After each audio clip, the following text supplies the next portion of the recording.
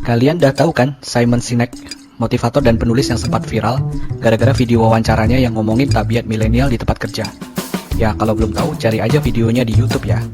Nah, jadi tahun 2019, Simon Sinek merilis buku terbarunya yang berjudul The Infinite Game. Bukan Infinity War ya, The Infinite Game. Dia sendiri mengaku kalau ide dari buku ini sebenarnya nggak orisinil, tapi terinspirasi dari buku berjudul Finite and Infinite Games karya James Cars di tahun 1986. Langsung masuk ke pembahasan aja ya. Intinya gini, kita semua sebetulnya di dunia ini pasti terlibat dalam permainan-permainan. Maksudnya di sini, kita pasti mengalami persaingan dengan kompetitor, entah itu dalam bisnis, bernegara, olahraga, ataupun dalam kehidupan pribadi masing-masing kita. Nah, berkompetisi inilah yang disebut dengan permainan. Sinek yang terinspirasi dari James Cars tadi mengatakan bahwa pada prinsipnya ada dua jenis permainan yang kita hadapi di dunia ini. Pertama, finite games, di mana lawannya jelas siapa, aturan mainnya jelas gimana, dan rentang waktunya juga jelas kapan dimulai dan kapan berakhir. Sedangkan yang kedua disebut infinite games, yaitu ketika dalam permainan itu lawannya kadang jelas, kadang tidak, aturan mainnya berubah-ubah, dan yang pasti tidak ada yang tahu rentang waktunya, kapan dimulai, apalagi kapan akan berakhir. Contoh dari finite games yang pertama tadi bisa kita lihat pada pertandingan-pertandingan olahraga, misalnya sepak bola, tinju, F1, dan lain sebagainya. Kita semua tahu siapa melawan siapa, aturannya gimana, dan berapa lama mereka bertanding. Kalau waktunya sudah selesai, akan muncul jelas siapa juaranya. Sementara itu, infinite games sebetulnya adalah sifat dari kebanyakan kompetisi yang terjadi di dunia nyata, baik di bisnis, politik, dan apapun yang lain.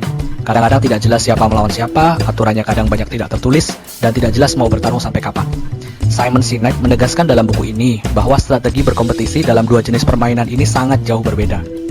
Di finite games, strateginya adalah mengalahkan lawan secepat-cepatnya, atau seefektif dan seefisien mungkin. Tapi di infinite games, strategi yang tadi tidak akan berhasil dan justru membahayakan pelakunya. Karena di infinite games, hampir selalu tidak ada A mengalahkan B atau B mengalahkan A. Tapi yang terjadi, A bisa kalah karena sudah tidak sanggup melanjutkan permainan, atau B kalah karena kehilangan motivasi untuk terus berkompetisi. Sinek mengatakan kebanyakan perusahaan atau organisasi di dunia salah strategi sehingga bikin mereka kerepotan sendiri. Mereka menggunakan strategi finite dalam kompetisi yang infinite. Mereka terlalu bernafsu mengalahkan kompetitor mereka dan menjadi pemenang. Padahal permainan itu nggak jelas aturannya dan kapan berakhirnya.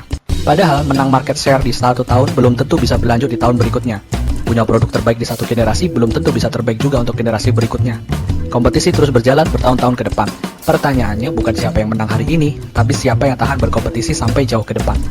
Karena terlalu fokus pada kemenangan-kemenangan kecil terhadap kompetitor, perusahaan jadi rawan terjebak pada aksi-aksi yang jangka pendek. Mereka bisa jadi pragmatis, oportunis, padahal itu menjebak mereka keluar dari visi perusahaan yang besar. Visi yang awalnya membuat mereka berbeda dan disukai customer-nya. Walhasil kalau semakin parah, organisasi bisa menyesatkan dirinya sendiri dan kehabisan energi duluan hingga akhirnya menyerah dari kompetisi. Apalagi dalam infinite games tidak selalu jelas siapa kompetitornya. Bisa jadi kompetitor yang sesungguhnya justru yang tidak kelihatan. Sinek mencontohkan bagaimana MySpace dulu habis-habisan melawan Friendster, tapi yang menggulungnya justru adalah Facebook, sebuah perusahaan kecil yang digagas oleh anak dropout kuliah. Contoh perbedaan perusahaan yang menggunakan strategi finite dan infinite yang diberikan Sinek adalah Microsoft dan Apple. Kebetulan Sinek pernah hadir di masing-masing acara mereka yang dihadiri oleh para eksekutifnya. Di Microsoft, Sinek bercerita, hampir seluruh eksekutifnya presentasi tentang bagaimana caranya mengalahkan Apple, bagaimana membuat produk yang lebih bagus dari Apple, bagaimana punya strategi marketing yang lebih hebat dari Apple. Sementara di Apple, Sinek justru menemukan para eksekutifnya lebih banyak bicara tentang bagaimana bisa memenuhi kebutuhan customer, bagaimana bisa lebih berkontribusi dalam pengembangan kapasitas pendidikan, riset, bagaimana bisa membuat produk yang lebih baik lagi, bagaimana bisa membuat perusahaan bisa berjaya lebih lama lagi. Di situ letak bedanya. Ada perusahaan yang pertanyaannya gimana cara menang dari mereka sekarang, dari lawannya. Dan ada perusahaan yang pertanyaannya gimana caranya kita bisa terus berjaya selama sekian dekade ke depan. Jadi ada yang melihat ke short term, ada yang melihat long term. Yang menggelitik, bahkan Sinek pernah menggoda salah seorang eksekutif Apple dengan memamerkan produknya Microsoft. Waktu itu Zune, yang ia bilang lebih bagus daripada iTouch-nya Apple. Tapi eksekutif itu tidak tertarik, apalagi ke-trigger dibilang ada produk lawan yang lebih bagus. Karena fokus perusahaannya sudah jelas, dia tidak bermain untuk menang dalam setiap pertempuran, tapi dia bermain untuk berjaya lebih lama daripada lawannya.